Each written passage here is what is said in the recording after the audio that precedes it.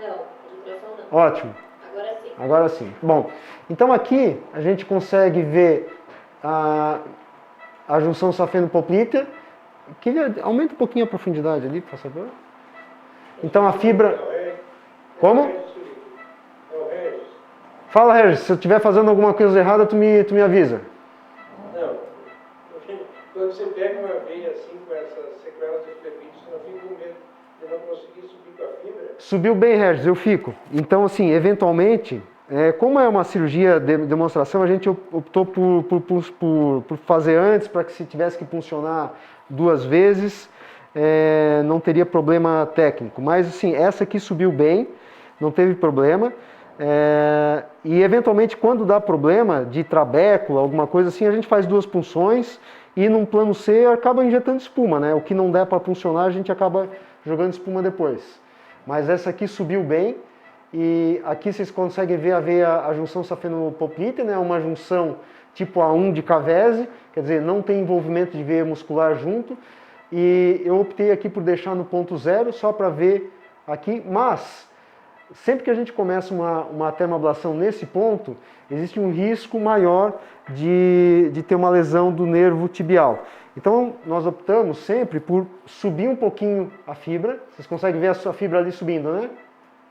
Ao ponto que, a partir do momento que ela começa a mergulhar, é o ponto ideal de distância desse nervo tibial. E assim, vocês podem ver que ela deixou de ficar oblíqua e ela está mais horizontalizada. Então, esse é um ponto bom e seguro para a gente começar uma termoablação da veia safena externa na junção safeno-poplítea. Se eu descer a fibra, ela volta para a junção safeno-poplítea, e a partir do momento que ela fica mais horizontalizada, é um ponto seguro para a gente começar a fazer a tumescência. Teve a discussão ali no grupo da termoablação, se começa proximal, se começa distal. Eu particularmente gosto de começar proximal em função da junção safeno-femoral ou da junção safeno-poplítea. Como a gente trabalha com anestesista, tem a questão do conforto que a sedação proporcionada pelo anestesista faz. Então, esse caráter subjetivo de dor acaba sendo atenuado pela sedação endovenosa que o anestesista, de uma forma muito competente, faz aqui para nós. Felipe, dorsectomia faz? Não. Outra coisa, quando tu tem uma inserção alta de poplítea, lá na poplítea, lá em cima, quando a junção fica lá para cima, uns 8 centímetros, quando tu já está entrando na musculatura, tu sobe lá em cima ou tu deixa um ponto grande? Não, Regis, dá para subir. Sim, se ela sobe, ela provavelmente ela não está intramuscular em todo o trajeto, ela acaba subindo e perfurando depois. Então, essa variação anatômica não me preocupa, eu vou até o ponto onde ela começa a mergulhar. Se ela sobe um pouquinho mais, eu não me importo. Eu vou até onde... Deixa o coto aqui, ele fica. O coto... Não, eu procuro deixar o coto o menor possível para evitar recorrência. Tá. E se tu tiver uma Giacomini junto, que é na saída, qual é o ponto que tu para a termoablação? Então, eu preciso saber exatamente estudar essa junção. Se a veia Giacomini for um refluxo patológico, não um refluxo fisiológico, a gente acaba fazendo a termoablação da Giacomini também. Então, é sempre importante saber a origem e o deságue desse refluxo. O que for refluxo patológico precisa ser tratado, não pode ser deixado para trás. Isso é em torno de, assim, quando tem Giacomini junto, é um Cavese tipo B, a gente acaba...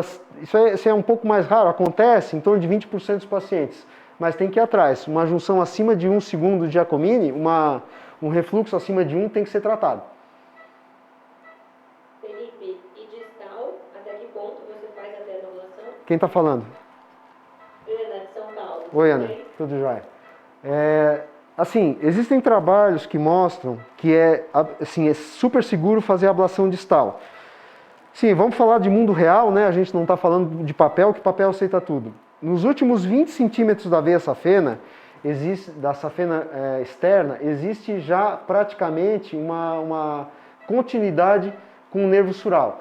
Aqui eu estou bem distal, E se a gente observar no ultrassom, talvez vocês percam um pouco de resolução. Aqui, nesse ponto distal onde eu estou com o transdutor, existe um íntimo contato com o nervo sural.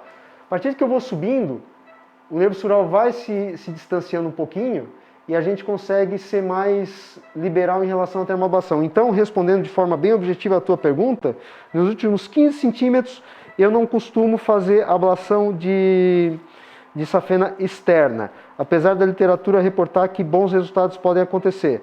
Mas é aquela história, se você tiver um paciente com parestesia de sural, ele vai lembrar de você pela vida inteira. Então eu prefiro, nos últimos, a gente retrai um pouquinho o introdutor, injeta um pouco de espuma no segmento distal, porque se eu deixar esse segmento distal sem nenhum tipo de tratamento, a chance de recorrência é mais ou menos 3 vezes superior a se eu fizer algum tipo de tratamento. Então eu prefiro colocar uma espuma a 1% no segmento ultradistal. Por isso da punção. Mais alguma? Uma das coisas que eu vi acontecer, no caso, é a hiperestesia nesse tratamento da termoablação. Daí eu pensei, uma das coisas que quando acontece, a hipoestesia é quando tem a tuquema. A hiperestesia normalmente é pela punção, né, perdida quando está funcionando a safena parva. Sim. Funciona o nervo, está bem junto. Sim, sim. Então, quando a gente vai fazer a punção, né, cuidar na punção, cuidar na punção, está olhando a posição do nervo. Né? Exato, Regis. E quanto mais distal, mais assertiva precisa ser essa punção. Né? Você virar um guarda-chuva, o nervo de certeza vai ser afetado, né? E a gente vê muito pós-CAT de femoral, o pessoal não tem muita experiência, faz CAT de femoral e acaba pegando o nervo e fica com aquela hiperestesia depois de CAT, né? Mas aqui a punção foi tranquila, era uma veia boa de puncionar, a gente puncionou de primeira, não teve problema nenhum não. Podemos começar a fazer a tumescência? Podemos. Tá.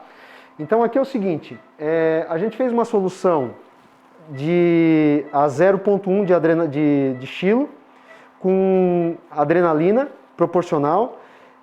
Nós temos usado o transamin e bicarbonato também.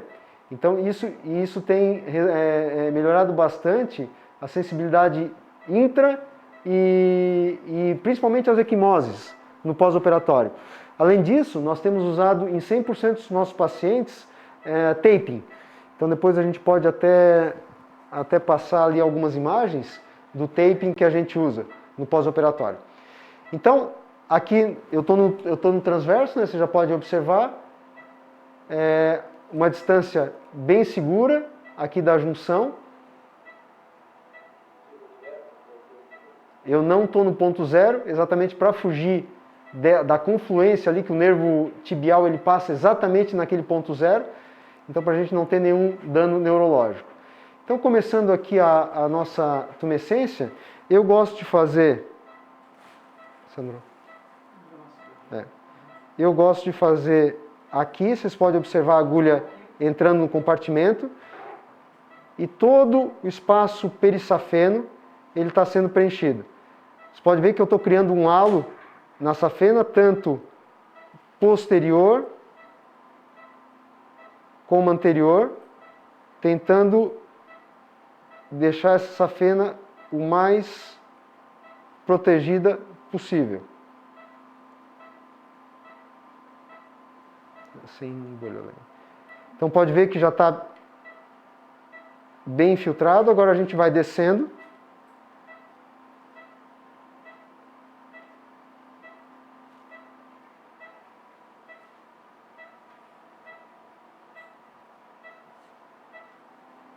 Cheio de bolha. Oi, pode falar.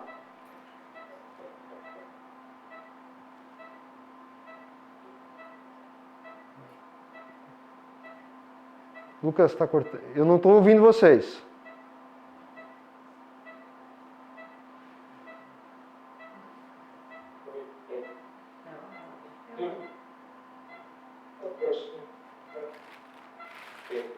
Está cortando. Liga, pega meu WhatsApp e liga ali pro Regis. O que houve, Lucas? Liga o WhatsApp e liga pro Regis, tá? Regis Porto Alegre. A gente faz pelo WhatsApp.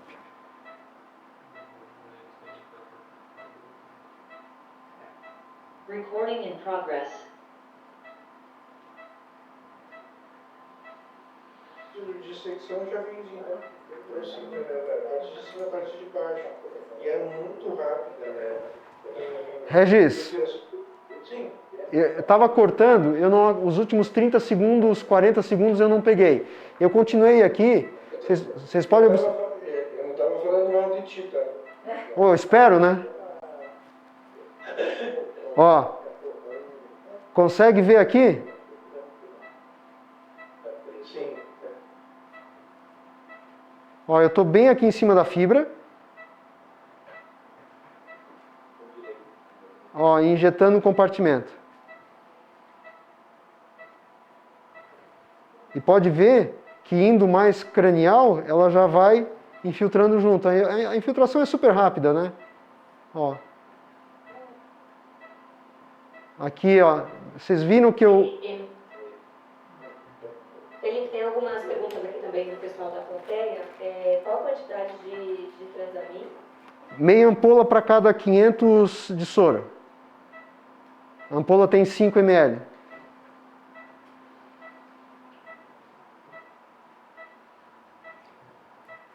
Ó, a face aqui junto da musculatura.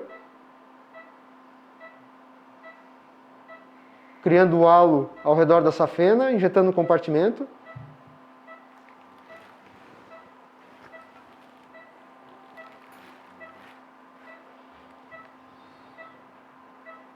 Tô sem áudio. Você escuta? Agora, estou escutando. Vocês estão observando ali a formação do halo? Sim. Tinha mais alguma dúvida? A tumescência, qual agulha você está usando? Eu estou usando o mandril do Abocate 18. Que ele é longo e ele faz ele alcança bem. Aqui a gente já está indo para o terço distal da perna. Descolando aqui, fazendo aquele... E é interessante que é o seguinte, quanto maior a veia... Então, se a gente pensar no mundo perfeito, a veia é um cilindro que você faz a tumescência e ela se dobra perfeitamente sobre a fibra. Mas a gente sabe que isso não é verdade, né? Muitas vezes a veia a parede da veia, principalmente quando a parede é muito fina, ela acaba se dobrando de forma irregular. Isso faz com que a penetração do laser também seja uma coisa irregular. Então eu gosto muito de fazer a técnica de multipassada. Porque uma vez que você passa a fibra, retrai, essa veia vai se desdobrar e se você avançar de novo, ela vai acabar fazendo uma termoablação mais efetiva. Aqui nós já fizemos, ó, pode ver que eu já... Dá pouca energia, hein, Felipe? Como? Para dar mais de uma passada, para te dar mais de uma passada, tu vai ter que dar pouca energia na primeira. Sim, porque senão ela fecha, né, Regis? Isso. Aqui a gente vai usar 6 watts. Então, eu não sei se o pessoal vai conseguir, se o Júnior conseguir mostrar. Aqui já está todo o trajeto, a gente filtrou todo o trajeto da safena e pela presença da adrenalina, ela já está um pouco esbranquiçada também. Não sei se vocês estão conseguindo ver, mas a gente consegue perceber esse trajeto esbranquiçado que a adrenalina deixa. Então a adrenalina ela tem essas duas funções. É fazer um espasmo maior ainda da veia, que ajuda pra gente no mecanismo do laser, e diminuir a equimose. Então, a gente está bem seguro em relação a isso. Bom, aqui a fibra está bem visível, né? A gente está com 6 de potência. Eu acho que a gente pode começar a termoablação propriamente dita. Alguma coisa, Regis? E está com sedação também? Tá com... Absolutamente anestesia local? Não, está com sedação feita com Propofol e fentanil. E o anestesista do lado.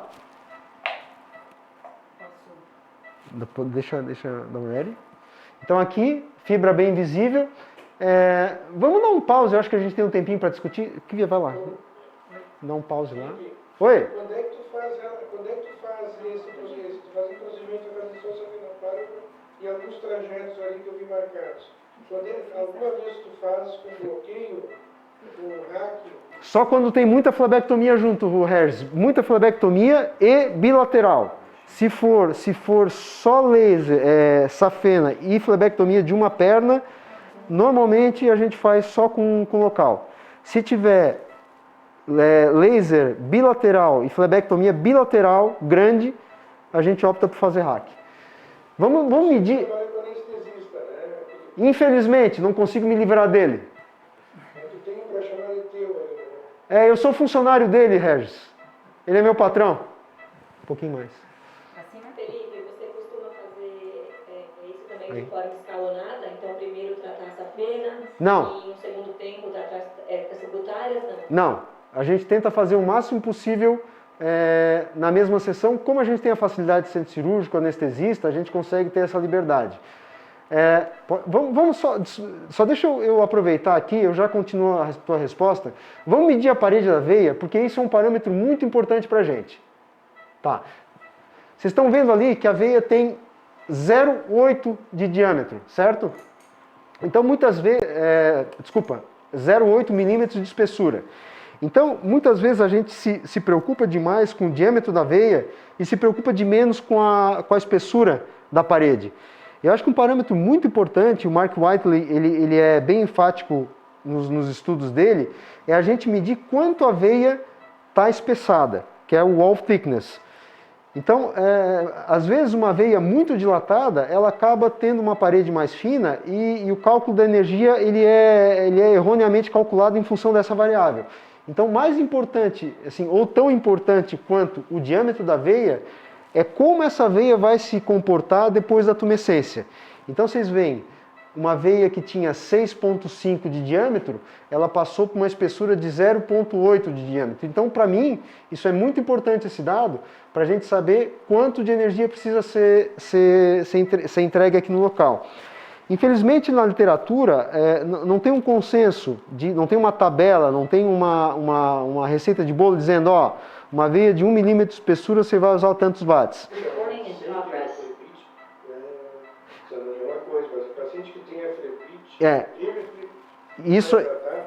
Isso aí é importante, Regis. É importante que tu falou, porque essa paciente ela já teve uma sequela pós-flebítica, ou seja, ela não tem uma veia de uma parede normal, então a gente precisa, é exatamente por isso que eu vou usar 6 watts. Normalmente eu poderia até usar 5 numa veia que ela se comporta dessa maneira e se contraiu desse jeito. Agora, dessa maneira, como ela já teve essa história, a gente prefere usar uma energia um pouquinho mais alta, em torno de 10, 20% mais alta. Pode frisar. E respondendo a tua pergunta, Ana, a gente sempre, assim, apesar de existir literatura suportando o tratamento escalonado, há mais literatura e os guidelines, eles falam a favor, inclusive esse último guideline europeu fala a favor do tratamento concomitante. Então a gente sempre prefere fazer o tratamento concomitante, que aquela história, o paciente tem surdez seletiva, né? Então por mais que se você converse com ele dizendo que vai ficar alguma veia ou outra, ele nunca entende 100% daquilo que a gente conversa. Eu sei que o Cadu gosta bastante de fazer tratamento estagiado, mas eu ainda vou convencer ele a fazer bastante concomitante. Posso começar, Regis? Manda lá. Tá, então começando aqui. Pouquinho tempo para terminar teu procedimento. Manda lá. Tá. Então aqui a gente está começando a fazer a termoablação. Vocês estão conseguindo ver a formação de uma linha hiperecóica acima da fibra. Sim. Isso é o melhor sinal de que a termoablação está sendo feita de maneira efetiva. Ou seja, a gente está conseguindo fazer uma lesão transmural da parede, que é isso que nós almejamos. Chega a fazer aquela manobrinha. Disso, não. Até porque eu estou tentando progredir com a fibra, ela já não está mais indo cranial, Regis.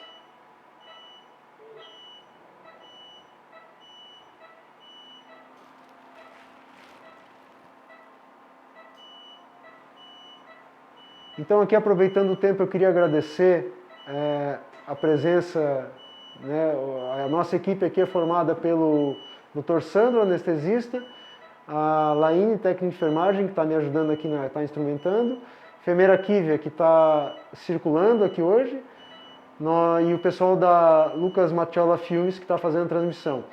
E eu gostaria de ressaltar o apoio que eu estou tendo da Nano e da Orphoton, que é a empresa que a Nano, junto com o Oren, né, todo mundo conhece o Oren, eles estão desenvolvendo fibras de laser, ainda não está no mercado, mas eu acredito que nos próximos meses essa fibra da antiga Orlight, que agora vai se chamar Orphoton, vai estar disponível. Então, obrigado a Nano pelo apoio. Então aqui a gente consegue ver a formação da linha hiperecóica, né? Então eu não estou olhando qual exatamente é a minha velocidade de tração. Eu gosto muito de acompanhar o ultrassom. E a gente já consegue ver um backflow, né, Regis? Você consegue ver que as bolhas já estão indo para trás? Isso, quando começa a vir para trás. Eu só estava me preocupando um pouquinho, ele estava no início, estava indo um pouquinho para frente ainda. Não, mas Isso é pouca coisa, agora já está aumentando. Não, ela está... E outra, a linha, o parâmetro que eu mais gosto é a formação da linha hiperecóica em cima. Na parede anterior, tanto na parede anterior como na posterior, né? A gente já está aqui indo para o terço superior de perna. Ó, eu avanço um pouquinho, ela não vai mais. Ó, vocês estão vendo que eu estou fazendo força e a fibra não vai mais.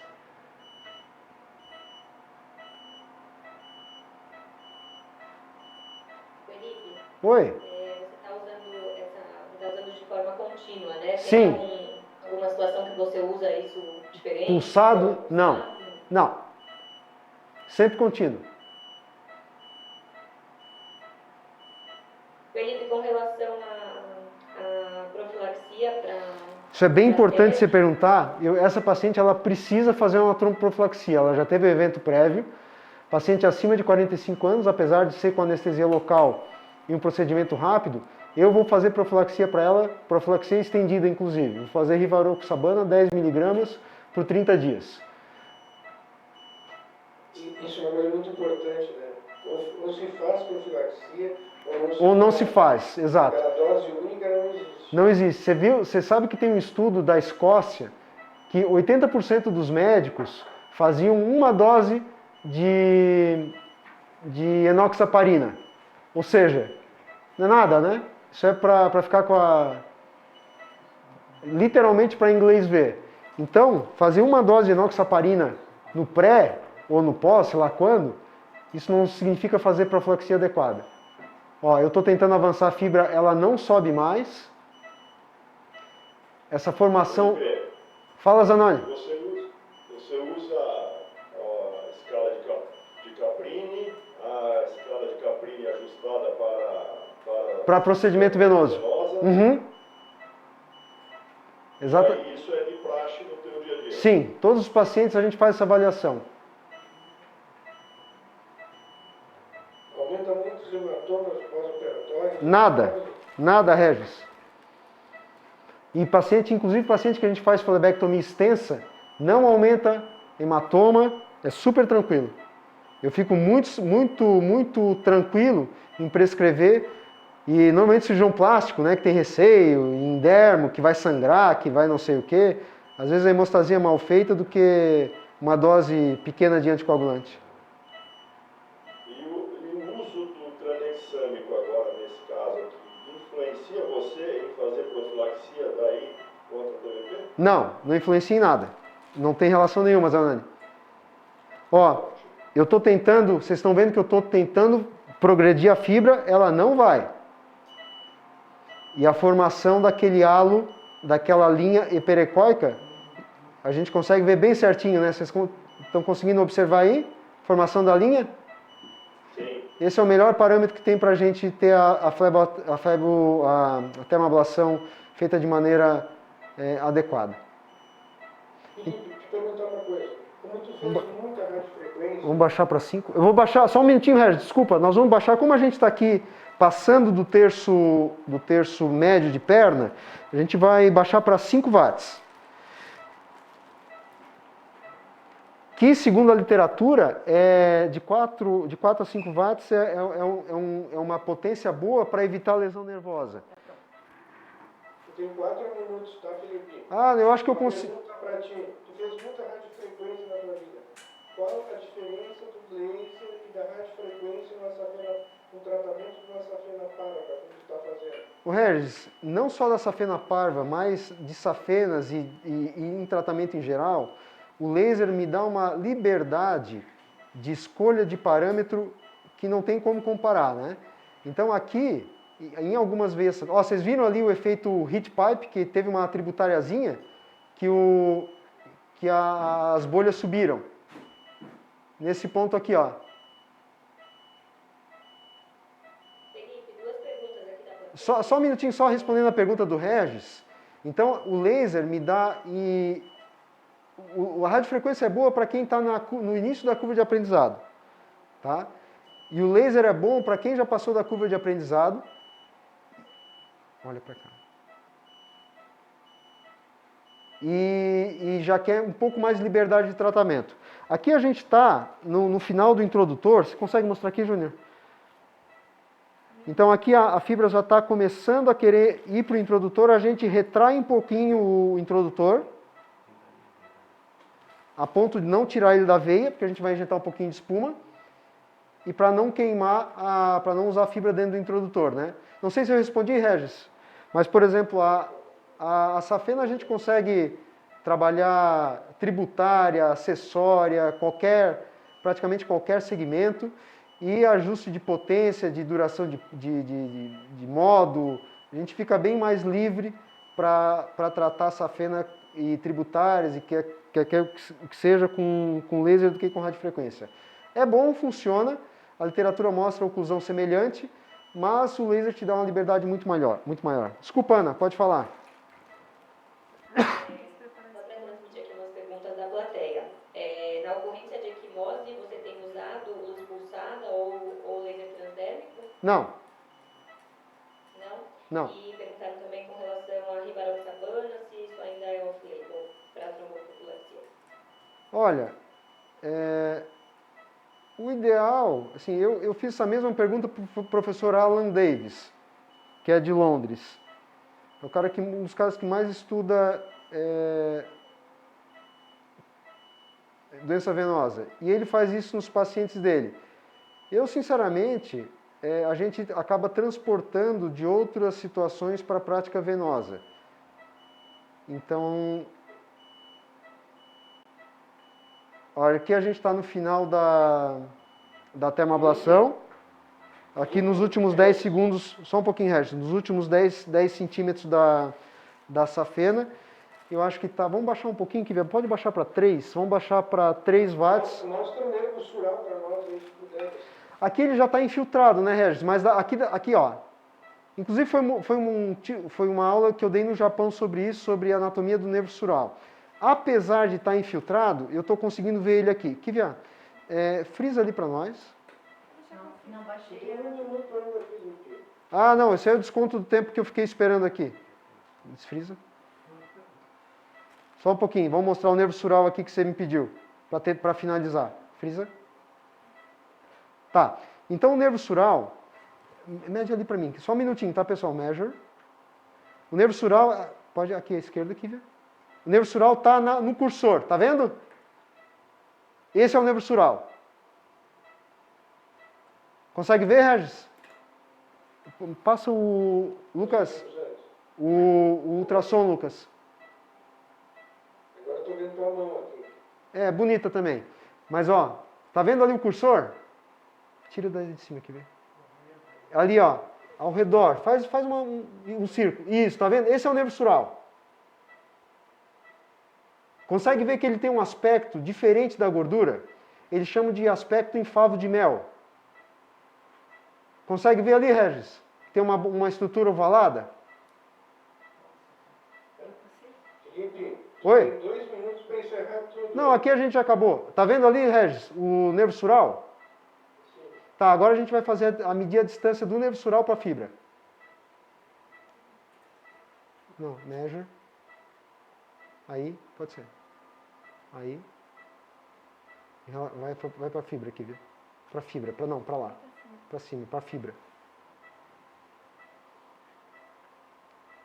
6 milímetros, tá? Uma distância, normalmente o pessoal recomenda de 6 a 8 milímetros. Então aqui a gente está bem seguro, Regis, em relação ao nervo sural.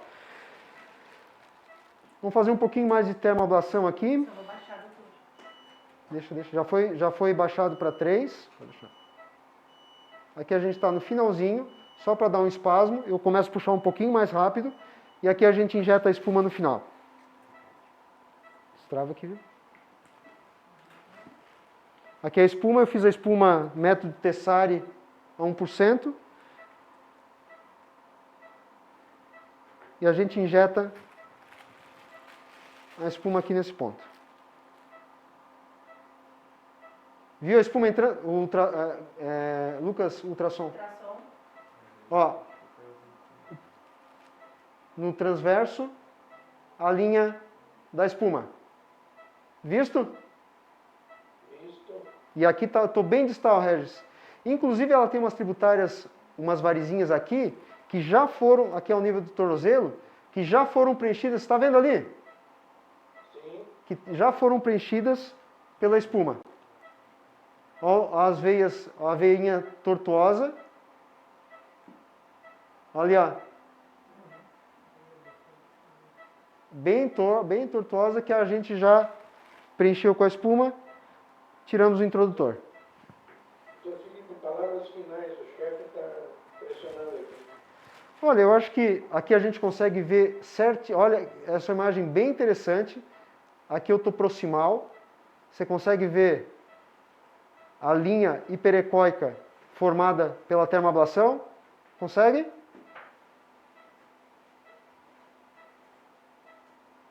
Me escuta, Regis? Estamos vendo sim. A linha hiperecóica, aqui a gente está no transversal. Ótimo. Linha hiperecóica em todo o trajeto da sua frente. Como?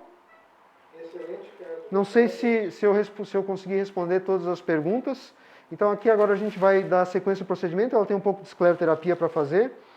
E eu acho que correu tudo aí dentro do que a gente imaginava. Só esses detalhes de aumento, de um pouco de aumento de energia e por causa das sequelas pós-flebíticas, né?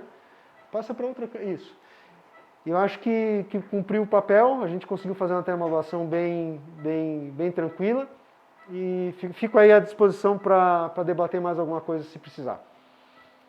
Muito obrigado, Felipe. Foi extraordinário. Acho que todo mundo aqui amou o procedimento. Então, nós queremos te agradecer pelo todo o empenho e pela tua aula, que foi excepcional. Obrigado, Muito obrigado. obrigado, Zanoni. E amanhã a gente está aí pessoalmente para conversar mais. Fantástico. Até amanhã. Um abraço, obrigado.